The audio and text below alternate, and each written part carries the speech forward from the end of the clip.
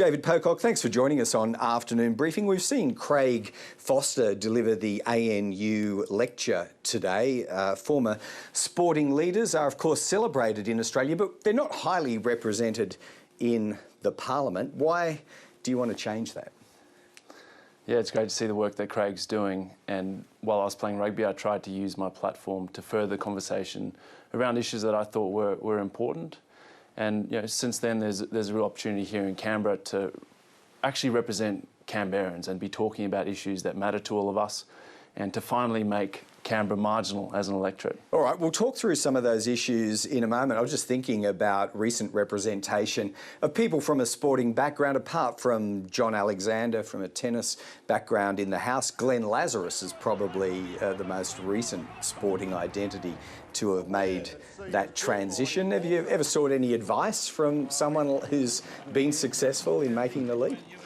No, I haven't spoken to them particularly about that. I think we need more a diversity of voices in politics. We need people from all different walks of life. Currently, I don't think we have that. So this election is a real opportunity to get more people in politics who are connected to the communities that they come from. All right, so you're targeting the seat of Liberal Senator Zed Saselja in the main. We spoke to him on this program only yesterday. A green left activist is how he tries to portray you. Is that accurate? Does that accurately reflect your politics? I mean, I'm running for the Senate here in the ACT. We only get 2 senators compared to the states who have 12. I think it's really important that both senators are going into bat for the ACT. I'm running as independent. I'm not a green left activist. Yeah, I'm. But climate change is central to your being as a political animal, if that's what we're going to describe you as. Maybe you are, at least for 5 weeks of an election campaign anyway. You're saying it's okay to be strong on climate change, but that doesn't make you a green left. Can you be centrist and be pro stronger action on climate change? If Senator Saselja's accusation is that I'm standing up for the community, then guilty as charged. The majority of Australians and the majority of people in the ACT, including the majority of coalition voters, want to see action on climate. We recognise that this is an issue we have to deal with, and this is also a huge economic opportunity that we're currently missing out on. We're not playing our role as part of the global community, and here in Australia we're missing out on actually building an economy for the future and benefiting households. And how do you do that from the crossbench, sitting as an independent in the Senate? Let's imagine you were successful. No matter who forms government, do you horse trade your vote? I'll give you a vote for a tax cut or a tax increase if you'll take further steps on climate change. Is that the sort of negotiating strategy you'd adopt? Well, I think now that the major parties are threatened by independents who are genuinely connected to their community and in there to represent them, and given the track record we've seen from people like Cathy McGowan and Helen Haynes in Indi, Jackie Lambie in Tasmania, actually working on issues that are important to the people that they represent. And do they have measurable success, though? I mean, there'd be those, I'm sure, on the coalition side who would say the lower house crossbenchers in particular can't really parlay their vote into initiatives for their electorates. Well, I'm running for the Senate, and if you look at what Jackie Lambie's been able to achieve, a Royal Commission into veteran suicide, which I think is incredibly important, and she also had $200 million wiped from social housing debt in Tasmania. That's a real outcome. That's a real tangible outcome for Tasmanians that they wouldn't have got without having someone like Jackie in there who is advocating for them every day.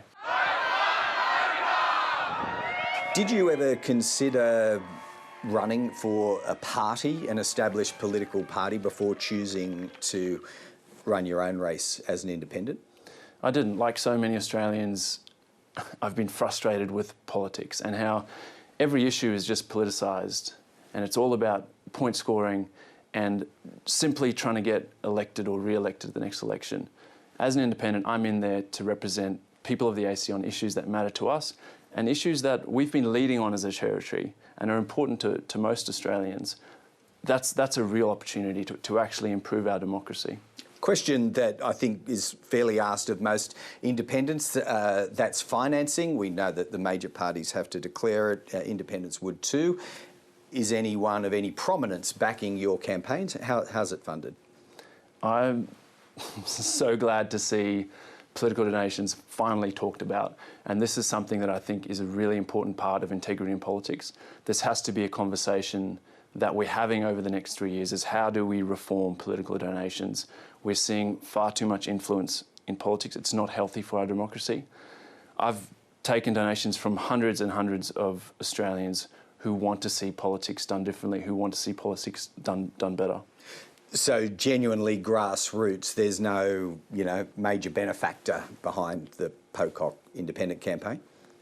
It's everyday Australians. I have taken some seed funding from C200 who've been talked about a lot, and I think have finally brought money in politics to the fore. And this is something that people in the community here in Canberra, and I'm sure across Australia, want to be addressed. We need more integrity in politics. A sporting stadium for Canberra? I mean, I know this comes under the umbrella of infrastructure generally that you've already flagged, I think, as a initiative you'd be supporting. Why does Canberra need this stadium so desperately? Well, I think the big part of that is the convention centre. We're the nation's capital. We currently can't hold major conferences. We've got our universities taking conferences to Sydney because they can't bring the best in the world here to meet. We've got the second oldest convention centre in the country. It's been the least invested in, and I think that has to change. And that is one part of correcting the underspend in infrastructure that we've seen in Canberra. We're a growing city, we're the nation's capital. We need to be able to hold big conferences and events, and we also need to be able to attract sporting events, music concerts. Our biggest music venue is 1,800 at the moment. Right.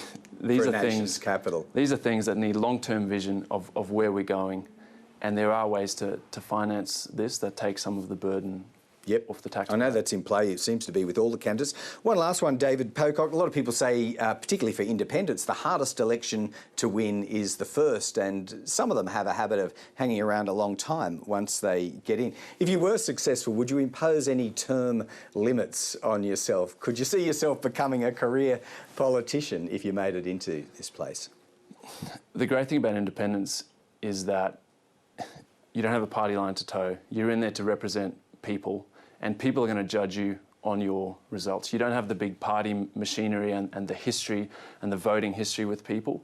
If you're not getting results, if I don't get results, I expect to be in there for one term. And that's the challenge, and that's what's really exciting to me. Yep, and that is the hard part, getting the first one, evidently. David Pocock, best of luck with your campaign. We might even speak to you again before it's out. Thanks, Greg. Thanks for having me.